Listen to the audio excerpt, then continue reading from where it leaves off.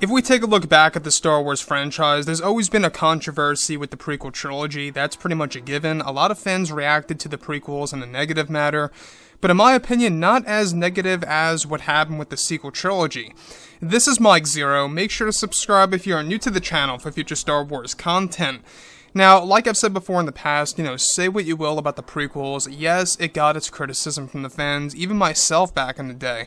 And mostly due to The Phantom Menace and Attack of the Clones. For the most part, I think a lot of fans really loved Revenge of the Sith as a consistent, good Star Wars movie. And if you guys purely love The Phantom Menace from start to finish, or purely love Attack of the Clones from start to finish, that is all fine and okay with me. Everybody has their own opinion. But there's one thing about the prequels that the sequels don't seem to have: consistency, and it feeling like true Star Wars. There's something about George Lucas where the prequels were so different. It provided new worlds, it provided new ships, new types of enemies to explore, all of these different things that really gave us a different view of the other side of Star Wars, that of course being set a couple of decades before Luke's time. Now, on top of all of this, what's going on with the sequel trilogy right now is that a lot of changes are being made for the new Star Wars universe. I don't know if you guys have heard or have been out of the loop, but this new universe is actually going to make its peak sometime in 2021, where a lot of the new universe material is going to start rolling out on material like Disney Plus or comics, books, novels, you name it, so on and so forth. Now, on top of all of this, now that both Disney and Lucasfilm are finished with the Rise of Skywalker, they are focused on the new Star Wars trilogy of films as well as the new Star Wars universe. Now, it's explained that Disney and Lucasfilm have multiple plans in place in order to create a better future for the Star Wars brand, in order to properly evolve the franchise into something new and exciting. Currently, both Bob Chapek and Iger are working together as a team in order to create a brighter future for the Star Wars community by hiring creators Dave Filoni, Jon Favreau, and even, yes, George Lucas. Now, it's noted that George Lucas is said to be working with Dave and Jon remotely on the new Star Wars universe and how it should be established for the years to come. One of the major plans is to actually develop major retcons for the Rise of Skywalker that will be created by George this year that will be introduced sometime in 2021.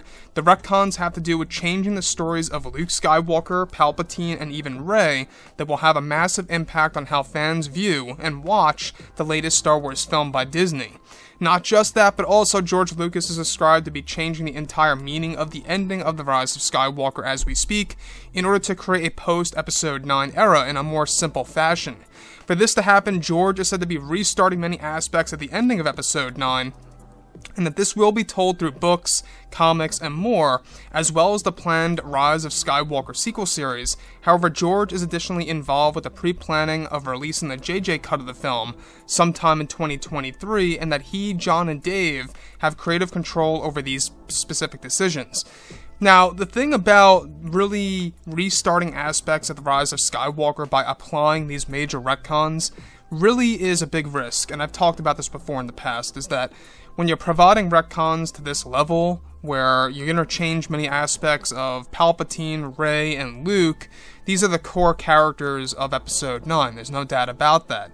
Of course, Kylo Ren is too, but these are the three main characters that are going to have significant adjustments by George Lucas for the Rise of Skywalker that's going to better fit a post-Episode 9 era.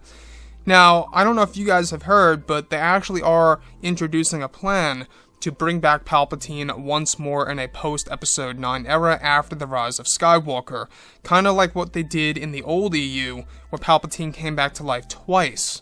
So you can see how they're trying to really repeat history, or kind of use the concept, it's like poetry, it rhymes, even with Star Wars Legends.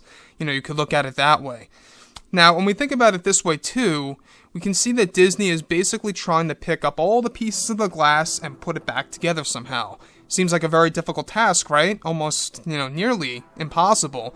And I think that there's still a chance here that Star Wars can become greater than what it was by Disney ever since they released The Last Jedi. Since The Last Jedi released, it kind of had a downward slope by fan interest. There were less repeat viewings, there were less merchandise being purchased, and so on and so forth. So, with The Force Awakens, it had a really strong start, because at that point in time, we haven't seen a Star Wars movie in 10 years? Since 2005, at the time, back in 2015. And obviously they had to play it safe. I mean, that's what Iger even revealed a couple of months ago, is that they absolutely had to play things safe because they weren't quite sure how to really bring Star Wars back, given that they saw the criticism that the prequel trilogy got. So, with that being said, like I say, I mean, these retcons, very interesting, and how also George Lucas is going to have a major influence on how the JJ cut is going to be established and released 3 years from now on Disney+. That's another big plan. So, with that being said, guys, drop a comment below.